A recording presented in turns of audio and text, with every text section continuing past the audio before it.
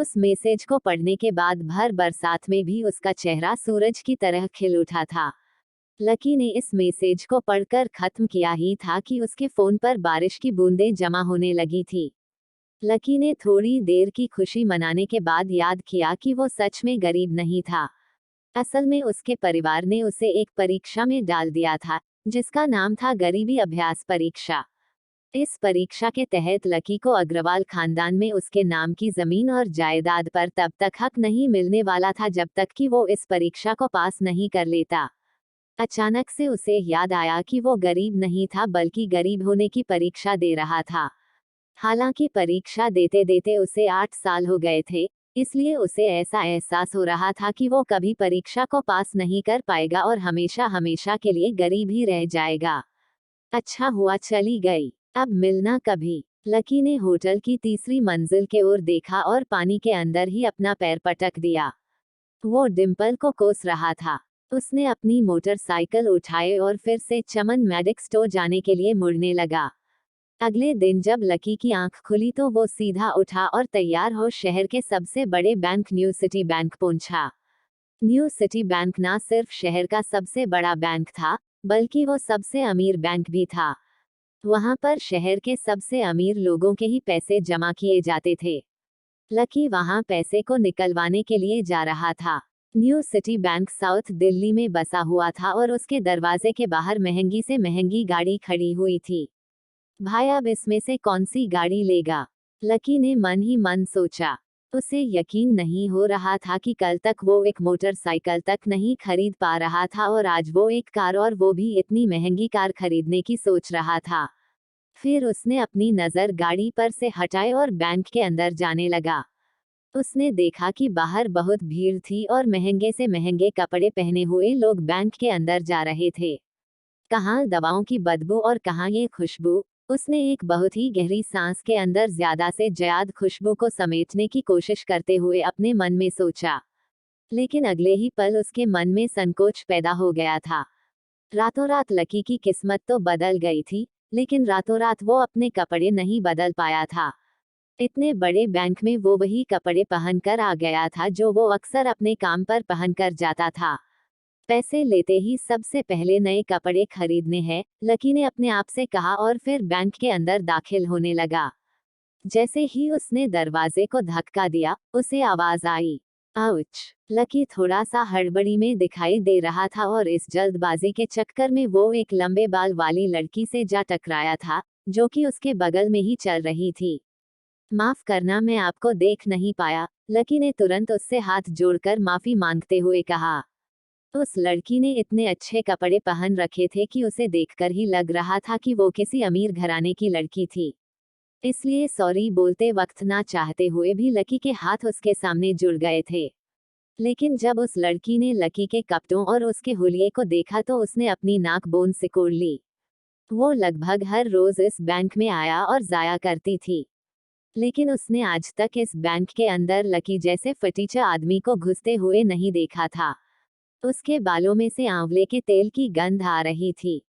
उसने गुस्से भरी नजरों से लकी को देखा और बोली, क्यों नहीं देख पाए? मैं क्या ट्रांसपेरेंट हूँ? तुम्हें इतनी बड़ी लड़की दिखाई नहीं देती? इससे पहले कि बात आगे बढ़ती, उस लड़की ने देखा कि इस बैंक की मैनेजर यास्मीन पटेल उन दोनों की ओर बड़ी चली आ रही थी। उसने भी लकी को देखकर वैसे ही शक्ल बनाई थी जैसी शक्ल उस लंबी लड़की ने बनाई थी। I am so sorry miss, आपको कहीं लगी तो नहीं? यास्मीन ने उस लड़की से पूछा और फिर घिन भरी नजरों से लकी की ओर देखने लगी। लकी तमतमाती आंखों से उन दोनों को देखे जा रहा था। वो जानता था कि उसने इतनी जोर से भी दरवाजा नहीं खोला था कि उसे चोट लग जाएगी, लेकिन असल में उसे यह नहीं मालूम था कि वो लोग उसे नहीं बल्कि उसके कपड़ों को देख रहे थे।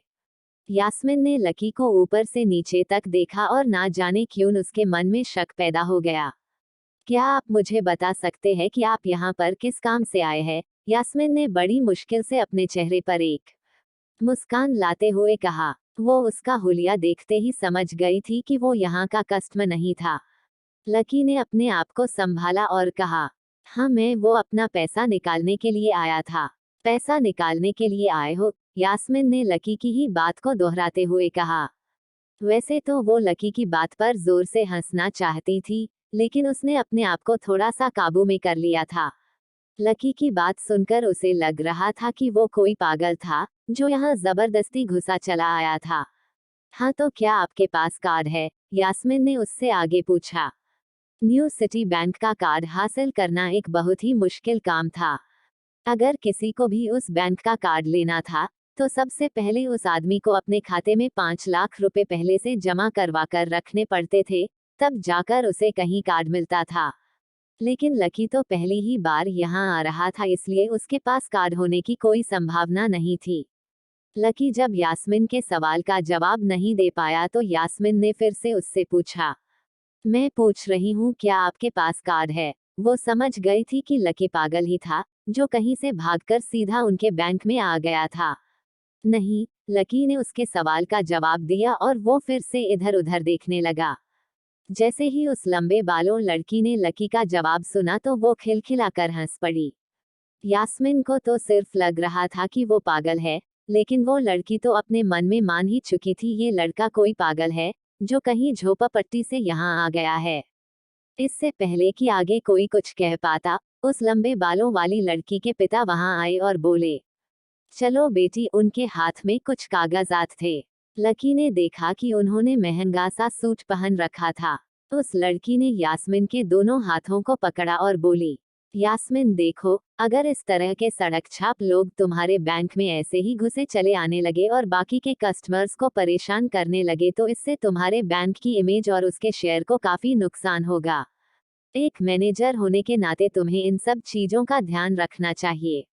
मुझे उम्मीद है कि आगे मेरे साथ ऐसा कुछ नहीं होगा, उस लड़की ने कहा और अपने पिता के साथ बैंक से बाहर निकल गई। अपना ध्यान रखना कोयल मैडम, मैनेजर ने उसे उसकी गाड़ी तक छोड़ने के लिए आते हुए कहा। आज तो वो बाल बाल बच गई थी। कोयल और उसके पिता इस बैंक के सबसे पुराने और सबसे वफादार कस्टमर थे।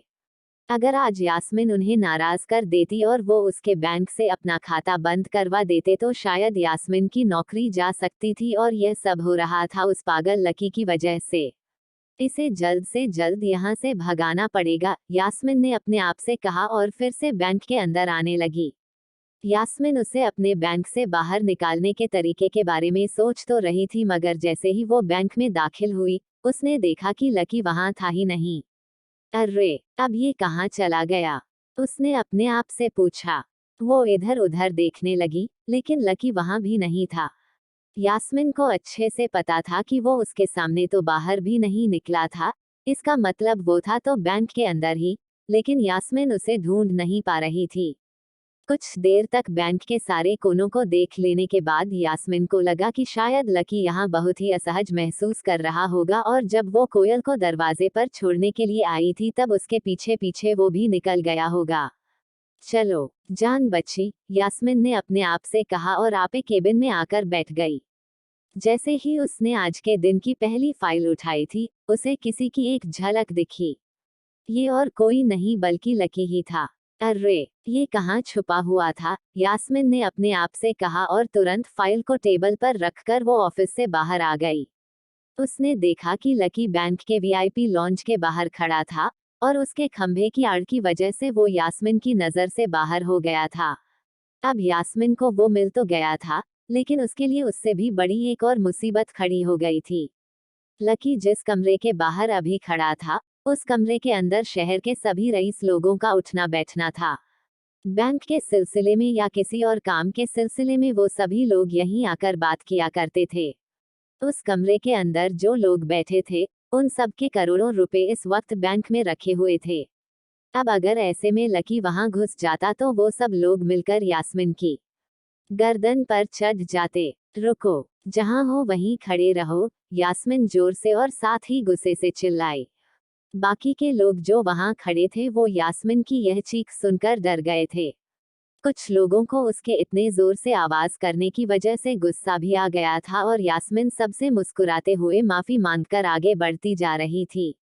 वो लकी को किसी भी तरह से उस कमरे में जाने से रोकना चाहती थी, लेकिन उससे पहले ही वो उस कमरे के अंदर दाखिल हो चुका था। अरे यार, यह आदमी है या गधा? यास्मिन ने अपना ही सिर पीटते हुए कहा और वो भी उस कमरे के दरवाजे की ओर बढ़ने लगी। उसने उस कमरे का दरवाजा खोलने की कोशिश की लेकिन वो अंदर से लॉक हो गया था। बाप रे, ये कैसा आदमी है, बिना परमिशन के अंदर घुसा तो घुसा, लेकिन दरवाजा भी अंदर से बंद कर लिया। अब यास्मिन की सांस फूलती जा रही थी।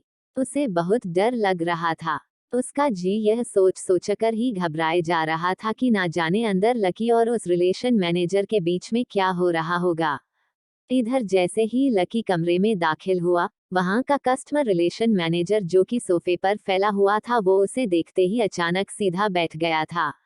हेलो सर, कैसे हैं आप? उसके मुंह से बिना लकी को देखे यही शब्द निकले। उसे याद था कि इस कमरे में कुछ खास लोग ही आते थे और जो भी आते थे, यास्मिन उनके आने की खबर उसे पहले ही दे देती थी। लेकिन इस वक्त जो आदमी उसके सामने खड़ा था, उसे देखते ही वो भी अपनी जगह पर जम गया था। ना तो वो कहीं से भी वीआईपी लग रहा था और ना ही वो उसका कोई रिश्तेदार था। कौन हो भाई, क्या चाहिए तुम्हें? उस मैनेजर ने उस 20 साल के जवान लड़के को देखते हुए कहा। मैं यहाँ अपना पैसा लेने के लिए आया हूँ, लकी ने सीधा मुद्दे की बात को मैनेजर के सामने रखते हुए कहा। तुम्हारे पास हमारा सुप्रीम कार्ड है? मैनेजर ने उसे ऊपर से नीचे तक देखा और पूछा। नहीं, लकी ने कहा। तो फिर हम तुम्हें कोई पैसा नहीं दे सकते। चलो अभी दरवाजा खोलो और बाहर निकलो, मैनेजर ने कहा और सोफे पर से उठ गया। नहीं, मैं अपना पैसा लिए बिना नहीं जाऊंगा, लकी भी जिद पर अड़ गया। अरे बोला ना, बिना कार्ड वाले को पैसा नहीं मिलता है। और वैसे भी पैसा होगा तभी तो निकलेगा, मैनेजर ने उसके करीब आते हुए कहा। पैसा है तभी तो निकालने आया हूँ, लकी ने कहा। देख, फालतू की बहस मत कर सुबह सुबह और चुपचाप निकल जा, वरना मैं सिक्योरिटी को बुला लूंगा तो वो लोग मार मार कर बाहर निकालेंगे। लकी यह सुनकर घबरा गया था। मैनेजर के चेहरे का गुस्सा उसे साफ नजर आ रहा था, लेकिन ऐसा भी नहीं था कि वो झूठ बोल रहा हो। भले ही उसके पास कार्ड नहीं था, लेकिन इसका मतलब यह नहीं था कि वो अग्रवाल खानदान का लड़का नहीं था। जैसे जैसे मैनेजर उसकी ओर बढ़ता जा रहा था, लकी का डर भी बढ़ता जा रहा था। मैनेजर को लग रहा था कि वो कोई सनकी था और वो उसे धक्के मारकर बाहर निकालने के लिए आगे बढ़ ही रहा था कि अचानक घबराए हुए लकी के दिमाग में क्या आइडिया आया। फिंगरप्रिंट, उसने अपना अंगूठा कमरे में मौजूद उस मैनेजर के सामने उठाते हुए कहा। फिंगरप्रिंट, मैनेजर ने चौंकते हुए पूछा। आपने कहा ना आपको कार्ड चाहिए, पर मेरे पास कार्ड नहीं है, फिंगरप्रिंट है और मुझे मालूम है कि आपके यहाँ फिंगरप्रिंट से भी पैसा निकल जाता। ये कहते ही लकी ने एक राहत की सांस ली थी। लेकिन मैनेजर को ये समझ में नहीं आ रहा था कि आखिर लकी को फिंगरप्रिंट की जानकारी कैसे थी। तुम फिंगरप्रिंट यूज करना चाहते हो? मैनेजर ने लकी को घूरते हुए पूछा। लकी की शक्ल और उसका हुलिया मैनेजर के लिए उसकी बातों से मेल नहीं खा रहे थे। हाँ, लकी ने सीना चौड़ा करते हुए कहा। उसे इस तरह देख तो मैनेजर और भी कंफ्यूज हो गया था। मैनेजर ने सोचा कि उसे एक चांस देना चाहिए, इसलिए उसने लकी को फिंगरप्रिंट इस्तेमाल करने की इजाजत दे दी थी। वो अपनी टेबल के पास गया और उसके दराज में फिंगरप्रिंट वाली मशीन ढूंढने लगा। 2-3 रोज में झांकने के बाद आखिरकार उसे वो मशीन मिल गई थी। चुपचाप यहाँ पर अंगूठा लगाओ, मैनेजर ने मशीन को आगे बढ़ाते हुए कहा। लकी ने अपनी फटी हुई पैंट के पिछले हिस्से अपना अंगूठा पोंछा और फिर उस मशीन पर लगा दिया। 2 सेकंड के बाद मशीन में से एक आवाज आने लगी। उसके अंदर एक लाल बत्ती जल रही थी और वो जोर जोर बीप कर रही थी। तुम्हारा फिंगरप्रिंट मैच नहीं कर रहा है, मैनेजर ने लकी को ऐसे देखा जैसे वो कोई बड़ा अपराधी था। मैनेजर उसकी पैंट की ओर देखने लगा। उसे लग रहा था कि लकी ने अपनी जेब में कोई हथियार छुपा रखा था और वो मैनेजर को बेवकूफ बना रहा था। इससे पहले कि लकी अपनी जेब से कोई बंदूक या बम निकालता, मैनेजर ने अपना फोन निकाला और पुलिस का नंबर लगाने लगा।